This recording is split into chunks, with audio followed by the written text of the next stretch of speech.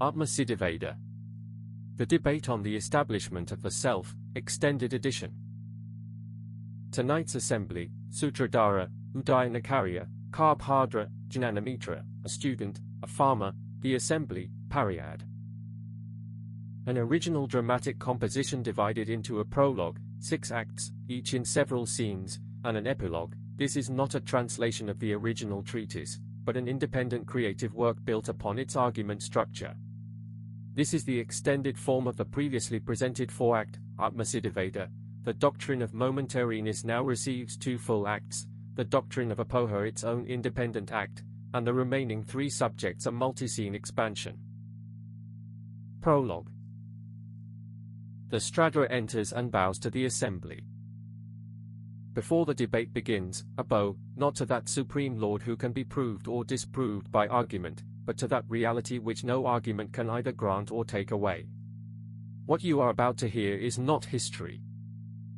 Udayana lived, his opponents live only in his pages, like the shadow of the arm that blocks the lamp. I have gathered all those shadows into 2 robes, Karbhadra, the fortunate of the moment, who will speak for every teacher who held that nothing endures, and his young companion Jnanamitra, who will speak for that subtlest of Buddhist doctrines whose name is apoha, that the meaning of the word, cow, is no cowness at all, but only the negation of the non-cow. Tonight and tomorrow this debate will run long, 6 acts, many scenes, because Udayana's treatise is itself long, and each of its knots demands its own time. The dispute will ask a single question in 6 different rooms. Who is asking?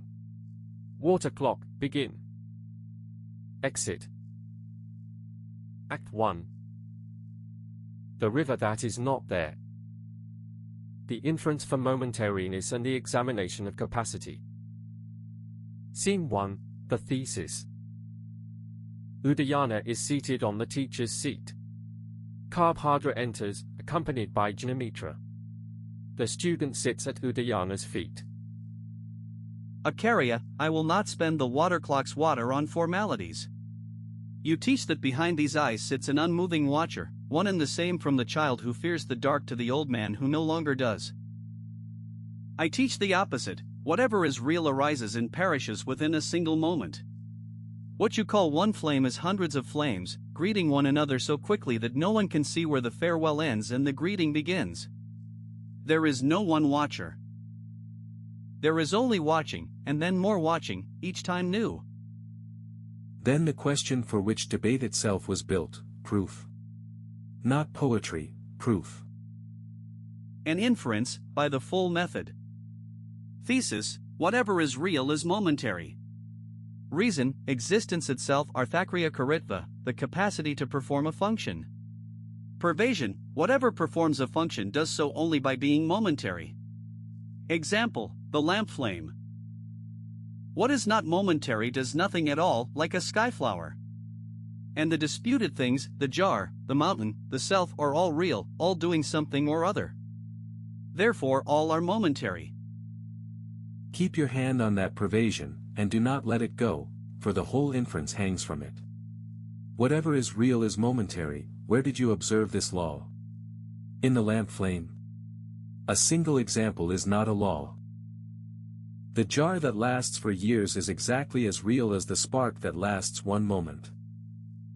You must show me that there is a contradiction between enduring and being real, and your one thread to that contradiction is this word, capacity.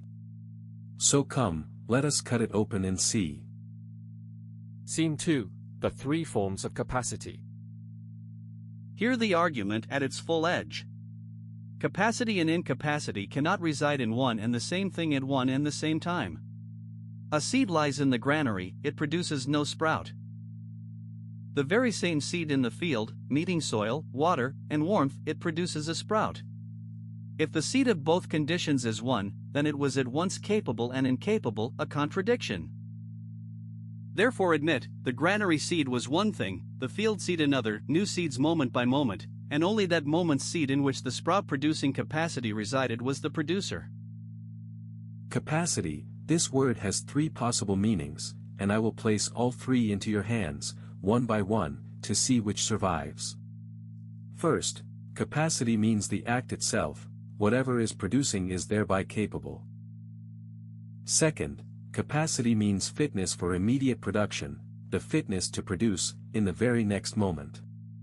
Third, capacity means mere fitness, being productive by nature, whether the auxiliaries are met with or not. Choose. Not the first. Plainly, to call the act itself capacity would make reason and probandum one, and the inference would collapse into repetition. Correct, so the first is gone, and you yourself threw it away. Now the second, fitness for immediate production, only what produces in the very next moment is capable. This is your favorite meaning, because by this alone the granary seed is declared incapable. But ask yourself, does this property called immediate productivity exist at all? He gestures toward the farmer at the side of the stage. The farmer comes forward carrying his sack of seed. In this farmer's sack are 100 seeds. On your view, every seed moment either is an immediate producer, or is not. Now see the trap. What distinguishes the producing from the non-producing seed? Their form is one, their smell one, their weight one. You will say, an invisible particularity. Then I will ask, what is the proof of that invisible particularity? By seeing the effect. Then this is mutual dependence, the particularity is established from the effect, and the law of the effect is established from the particularity. And if you admit an invisible particularity without proof, then hear the satire that stands written in the pages of my own treatise. In that case you must equally suspect that a cause may remain non-productive even with the auxiliaries present, and that the effect may arise even without them, and, in the end, suspect that a sprout may arise without any seed at all. At that point your claim that, we carefully examine and establish the positive and negative concomitants of cause and effect, becomes pure comedy. Plainly, Acaria, I know only this much, the seed of this very sack, lying silent today, will sprout next ha. If today's seed and that day's seed are two different things, why do I guard the sack? A light ripple of laughter. And that, friends, is philosophy's greatest examination, the farmer's question. To Kapodra, now the third meaning remains, mere fitness.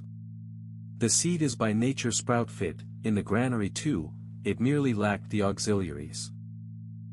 This meaning is closest to the truth, but it kills your inference. For fitness is then one and the same in both conditions, in the granary and in the field alike. Where then has that contradiction of capable and incapable gone, on which you had raised the difference of moments? The fitness endures, the seed endures, and your pervasion has slipped from your hand. Scene 3, the question of the auxiliaries and the nature of opposition. Taking a new front, then take it this way. Grant that seedhood itself is the regulator of causality, and that a thing becomes productive by union with the auxiliaries. But all this can apply to many things, not to one individual. In a single individual, producing and not producing, that is contradicted by perception itself. Now I have arrived at the very place where your whole school goes wrong, the nature of opposition. When does opposition occur? When two properties cannot reside in one thing at one time, by one relation.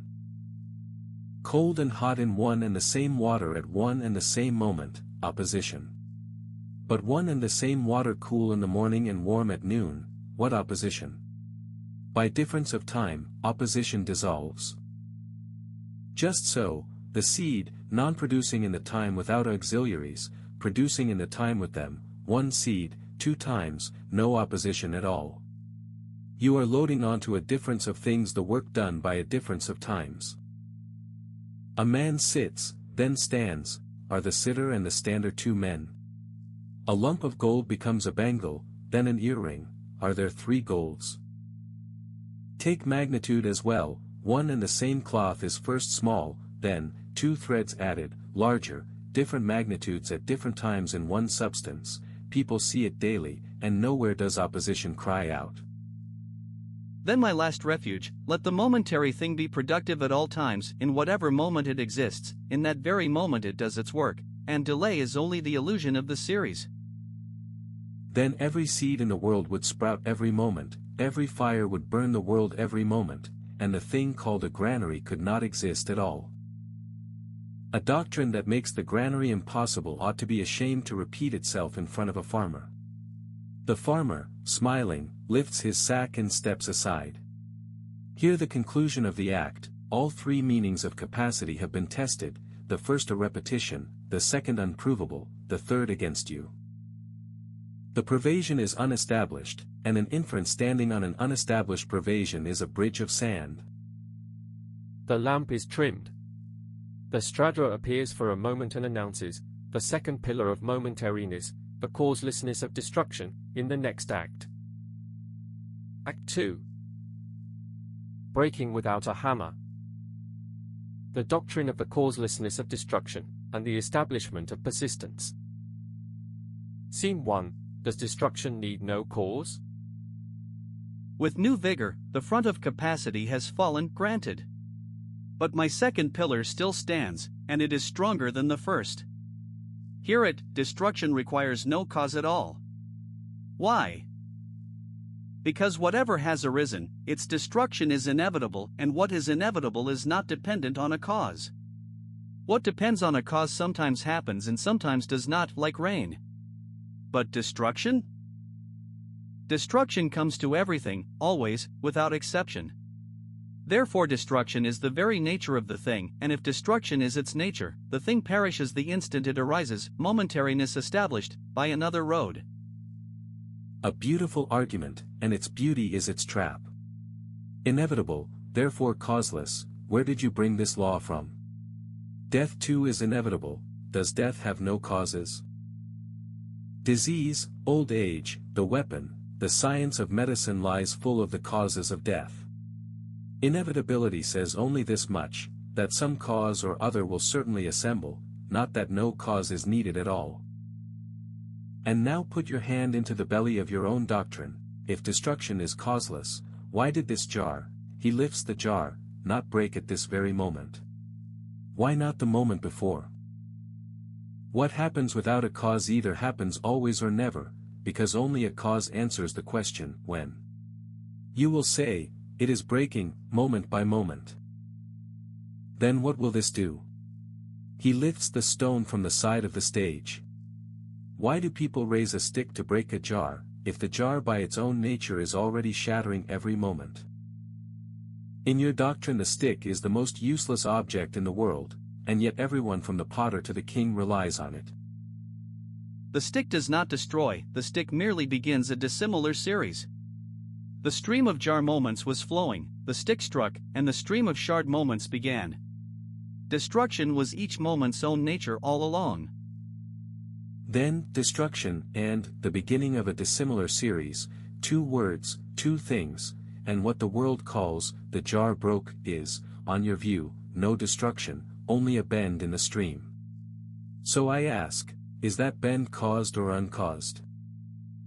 Caused, then the stick is its cause, and you have handed me half my house, for you have admitted a cause of the very thing the world calls destruction. Uncaused, then the stick is useless again, and I have arrived once more at that farmer's courtyard where every one of your doctrines goes to stub its toe.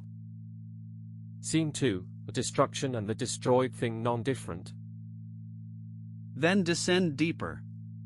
I say, there is no difference at all between destruction and the thing destroyed. Destruction is no separate event, it is the thing's own final moment itself. Therefore asking for the cause of destruction is as meaningless as asking for the cause of a thing's thinghood. If destruction and the thing are non-different, then as long as the thing exists, its destruction exists, as long as the jar is, the jar's destruction also is. Then, the jar exists, and the jar has perished, both sentences true at one and the same time, and language, practice, buying and selling all collapse. Will the potter sell the jar, or the jar's destruction? And if you say the destruction is subsequent to the thing, then the very word, subsequent, has admitted the difference, the thing first, the destruction after, two times, two bearers of properties. The non-difference position has sat down under its own weight. A carrier, then what is destruction? The cessation of its counterpositive, that absence of the thing which comes after the thing and which has causes, the stick, fire, time. Destruction is caused, and therefore the thing endures exactly as long as the causes of its destruction do not assemble. That is what persistence is, no mystery, only the plain statement that, as long as it has not broken, it is. Scene 3, Recognition, the positive proof of persistence. And now I will not only demolish, I will build. The positive proof of persistence is recognition, pratyabhijna, this is that very jar which I saw yesterday. This cognition does not say, one like it, it says, this very one. Between similarity cognition and identity cognition there is the difference of sky and earth, this is like that, and this is that very thing, in the first, two objects, in the second, one. And people never confuse the two, one who sees twin brothers and says, the very same, is counted mistaken, while one who says, the very same, of his own old jar is counted right. Recognition is an illusion born of similarity. The later moment jar resembling the earlier moment jar, and the stream unbroken in between, from just this arises the sense of the very same. An illusion? Then show me its defeater. Illusion is the name for what is cancelled at a later time, the appearance of a snake in a rope, cancelled when the light comes. This is that jar, when, by whom, in what light was this cognition ever cancelled?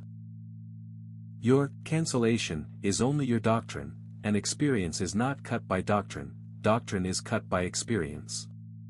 A second point, if recognition is an illusion, what is your own cognition of the series? To recognize the stream as a stream is likewise to join two moments and view them together, and if the joiner is himself momentary, who will do the joining? The ladder by which you have climbed to break my roof belongs to my own courtyard. Karbhadra is silent for a while. The sound of the water clocks dripping can be heard. Quietly, both pillars have shaken, Acharya, to admit it is honesty. But there is one more arrow in my quiver, and it will fly not at outer objects, but at words. My companion Nana Mitra is its archer. Stradra, the doctrine of Apoha, the next act. Act 3. The net of negations. The examination of the doctrine of Apoha is a word's meaning only, the negation of the other. Scene 1, Jnanamitra's position. Jnanamitra, young and sharp, at the speaker's place for the first time. Acharya Udayana, for 2 acts you have wielded the words jar, seed, cow without fear, as though behind every word stood some stable universal, cowness, jarness, seedness. I will lay the axe at that foundation. What is understood on hearing the word cow is no real cowness at all, only the exclusion of the non-cow, that which is not other than cow. A word's work is to put up a fence, not to plant anything in the middle. Why believe this? Because the thing called a universal does not survive examination. One cowness in many cows, if it resides completely, then the whole of cowness in one cow, and what is left for the second? If it resides by parts, parts of the partless? When a new cow is born, does cowness travel there, or was it there already? When a cow dies, does cowness die, or is it widowed? Every answer is laughable. Therefore the intelligent road, drop the universal, take the negation, cow means not non-cow. To the student, with affection, the young archer's arrow flies straight, and I will catch it with respect. To Namitra, first question, and in it lies half your answer, non-cow, what does this term mean? The negation of cow. And cow? The negation of non-cow. Then, cow equals that which is the negation of cow. The thing to be defined has circled back inside its own definition.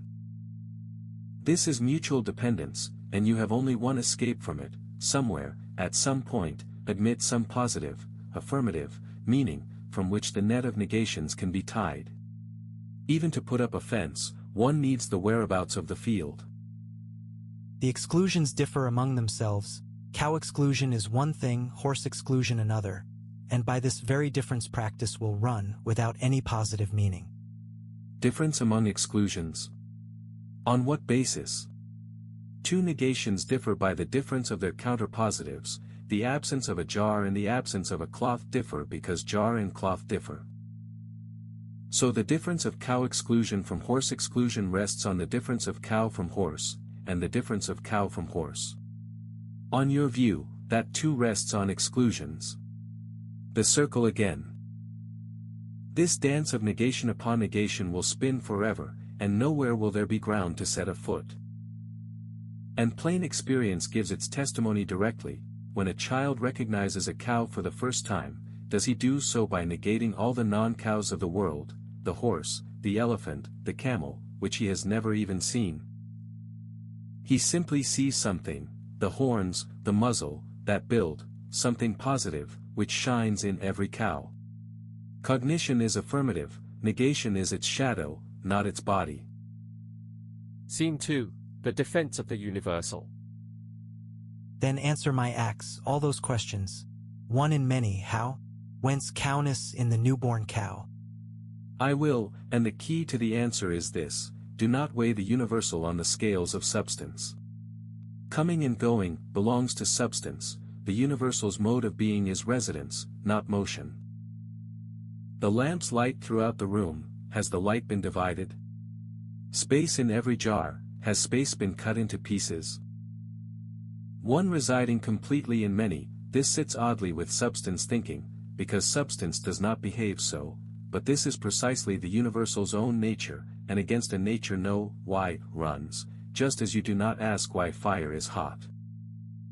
A new cow is born, cowness did not go there, that cow became cowness' new locus, just as when a new house is built, space did not arrive in it. And the proof? The recurrent cognition, this is a cow, this is a cow, this is a cow, the cognition of one and the same form across different individuals. This cognition cannot be objectless, and its object is not the individuals, for the individuals differ, therefore its object is that one recurrent property, the universal. The very experience that a poha is forced to acknowledge establishes the universal directly. You abandon the straight road and, circling backward, arrive at the same place, picking negation's thorns the whole way. Not yielding but activity? People here bring a cow and walk toward a cow. If the word's object is a universal, then let them fetch cowness, and cowness cannot be tied with a rope. And this is my final answer, which my tradition will repeat down to Gagia. The word's object is the individual qualified by the universal, the cow possessed of cowness. Neither bare cowness, nor the bare individual, the not of the two. Therefore on hearing, bring a cow, a person fetches the horned one, and no list of the negations of non-cows is ever required of him. To Namitra, gently, your axe was sharp, archer, but the root it struck turned out to be stone. Namitra bows and sits. Karbhadra rises, his bearing has now changed. Act 4. The Hall of Mirrors. The examination of the denial of external objects, the doctrine of consciousness only. Scene 1, the argument from dream. Now my deepest fortress, Acaria. So much debate about outer things, but is there an outer at all? When you dream of a garden, is the garden outside? No. And yet the dream garden feels exactly as outside as this hall does now. The sense of outwardness is the same in both, and if that sense can occur in dream without any outer object, what compels us to posit outer objects in waking? Cognition takes on the blue and yellow forms by itself. Look at the rule of co-apprehension. Blue and the cognition of blue are always apprehended together. Has blue ever been found without cognition? What are always together are non-different. Blue is nothing but cognition. Non-difference from co-apprehension. Then the lamp and the jar seen by the lamp are also always apprehended together. Has the jar become the lamp? The plain meaning of joint apprehension is that one is the instrument of grasping the other, cognition is the instrument, blue the object. To extract identity from the constant companionship of instrument and object is to call the scale and the thing weighed one. And at the root of the dream argument lies an axe. The difference between dream and waking is something you yourself admit. Had you not, you would not even utter the phrase, in a dream. What is that difference?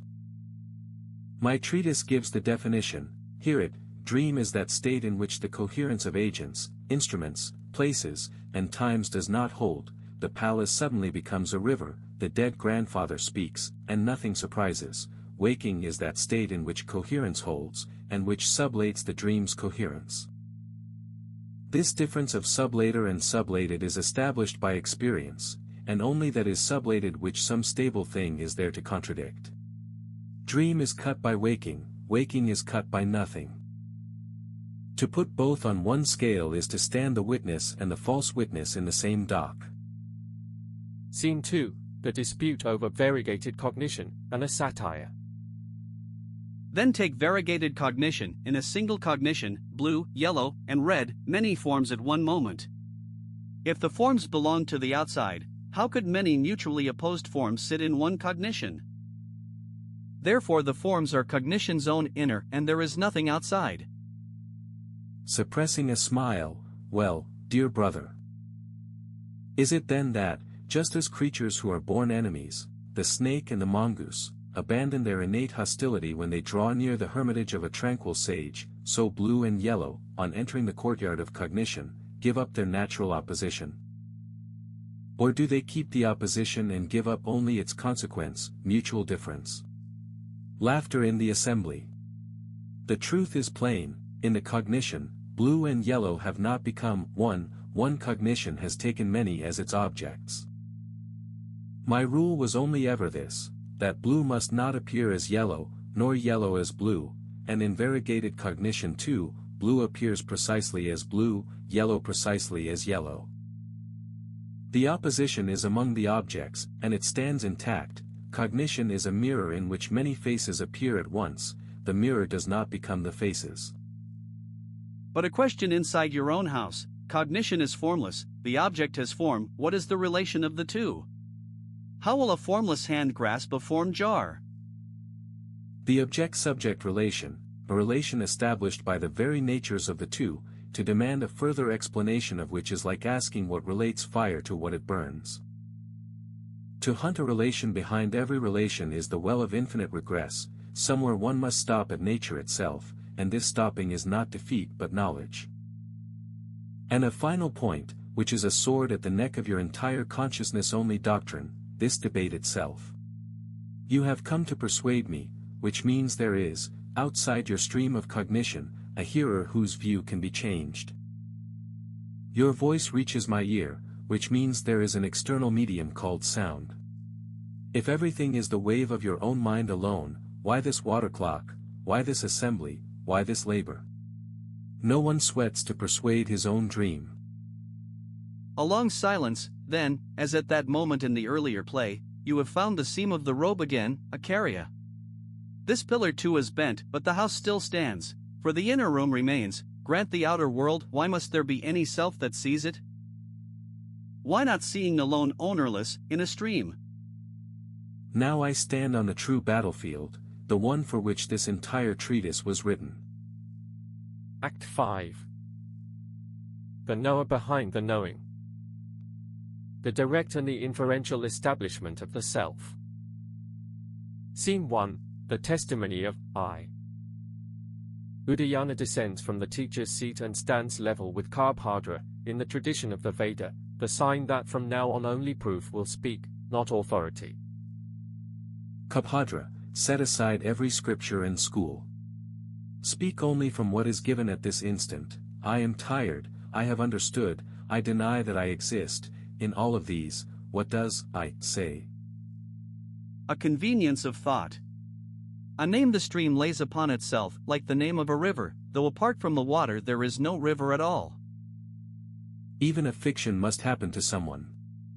I am, this cognition is not like, the sky is blue, which might be doubted.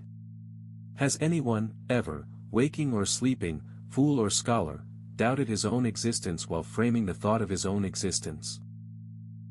Say the sentence, I am not, and the speaker, I, stands behind the sentence, watching his own erasure. That is the ghost of grammar. It rains, what rainer? Likewise I know only knowing, dressed by grammar in the garments of an agent. Put both cases to the touchstone, and the difference will come to hand. In, it rains, I can point to the falling water and ask, where, apart from the water, is a rainer? None will be found, because the raining and the falling of water are one event. Now the same test on knowing. A cognition of the jar has occurred, is there found, apart from the cognition's owner?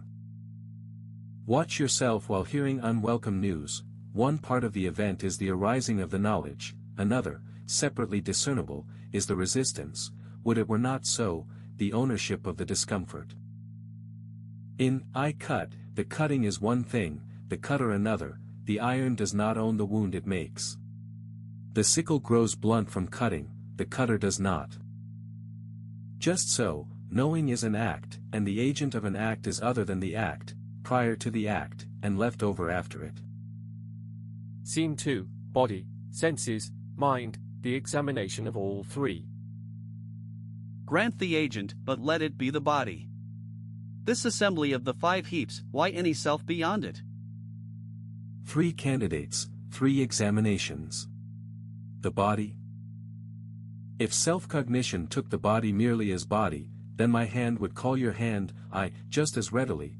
Bodies contain no such difference as could sort themselves into billions of private claims of mine. Something already marks this body as the knower's body, and the marker cannot be the body itself, on pain of the circle. And the child's body, the youth's body, the worn body, 3 bodies, not one atom shared, yet I, who was afraid as a child, who joined them. The senses. What I saw, I now touch, who carried the eye's object to the hand. This transfer of report from sense to sense without a common master, like 2 servants who know each other's accounts without any householder. The mind. Mind is an instrument, the tool of memory, pleasure, pain, and an instrument is not an agent, as the axe is not the woodsman. All 3 candidates have fallen. What remains, beyond body, senses, and mind, the user of all 3, that alone is named the self. Scene 3, Memory, the trace of I, and the store consciousness. A carrier, my old question, now sharper, what proves an owner apart from the flow of experiences? A crowd is nothing over and above the people gathered in it. Memory, and this time I will open its whole knot. The taste of a mango 20 years ago, today, it's remembering. The tasting is a dead event, the remembering belongs to today. For the remembering to be the remembering of my tasting, not alien like another's diary, one thing must be present at both ends. From experience a trace, from the trace memory, granted, but where does the trace live? The moment has died. You will say, it was handed on to the next moment. Then each handing on lasts 1 moment, and 20 years means billions of transfers, in each of which the entire store of traces arrives intact. What postman runs this postal system? And why does it never once miscarry? Why does my memory never arrive in your stream, if between stream and stream there is only a causal string? Slowly, as though laying down his deepest card, some teachers of my own tradition posit for this astir consciousness, beneath the momentary surface waves, a gathering stream in which all traces are deposited, birth after birth. Then welcome, friend, you have crossed half the hall and arrived beside my own seat. Beneath the surface waves, stable beneath the momentary flashes, the gatherer of traces, the ground of memory and recognition, in Buddhist dress, this is the self's description, syllable for syllable. Change the name, if the name offends. The thing you have admitted, and my claim was always about the thing, never the name. One difference alone remains, your store you will call momentary, and then the same postman's question falls upon it, I call mine stable, and every knot unties. Where the economy lies, weigh for yourself, you who come from the tradition that taught the weighing. Carpadra does not answer. He slowly sits down upon his seat, not defeated, but weighing. Act 6. The silence beyond argument. God, the authority of Scripture, and the nature of liberation. Scene 1. The inference of God and its objections. Grant the self, Acaria, enduring, remembering. But your treatise does not stop there, it goes as far as God.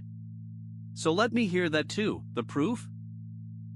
The same old, unbroken one, earth, mountains, bodies are effects, composite, arisen, and an effect is never without an agent, as a jar is never without a potter. The agent required, one with direct knowledge of the material cause, possessed of desire, possessed of effort. Beings like you and me cannot build a mountain, therefore that knower is omniscient, that power measureless. And my 3 arrows, in order. First, the pervasion is unestablished. The rule, whatever is in effect has an agent, you observed in jars and cloths, where the agent was embodied. The maker of mountains would be bodiless, so the pervasion was tied to embodied agents, and the leap to the bodiless is without warrant. Second, if the omniscient one is eternally active, why is there not creation always? Why dissolution? Third, why so much suffering in the world of a compassionate maker? 3 answers, in order. First, the pervasion holds between effecthood and agenthood, not between effecthood and embodied agenthood.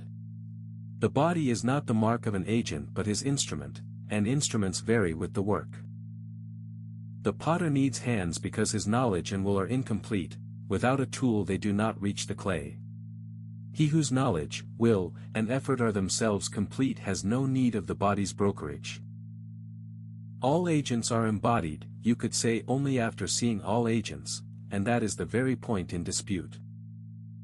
Second, the order of creation is bound to the ripening of being's unseen merit. God is eternally capable, but the effect awaits its auxiliaries, as the seed awaits the season. Third, suffering is not God's composition but the fruit of each being's own deeds. God is the gardener, whose seed, his tree, the planter of thorn bushes is not given mangoes, and in this there is no cruelty of the gardener, only the reliability of the order. Scene 2. The nature of liberation. Is the absolute cessation of suffering worth desiring?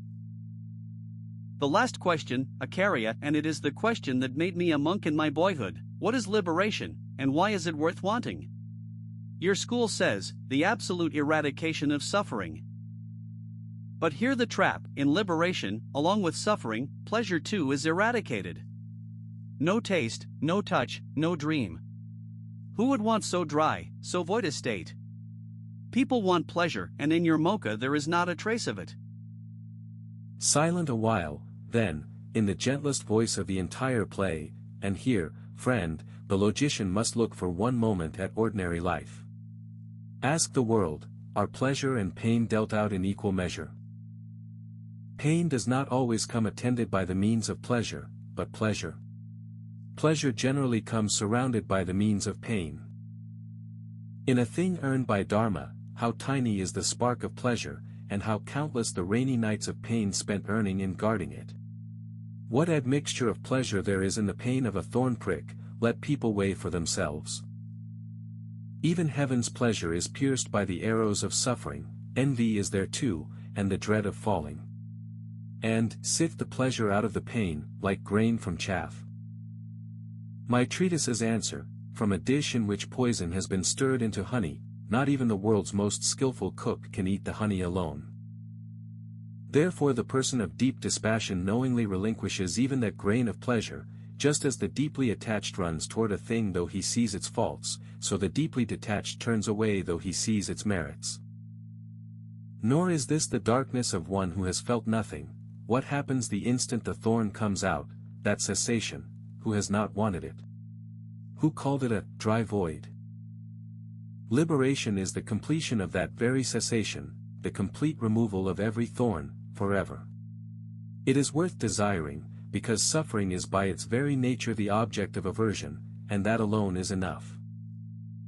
After a long while, rising, hands joined, I came to this hall to empty out the self, Acaria.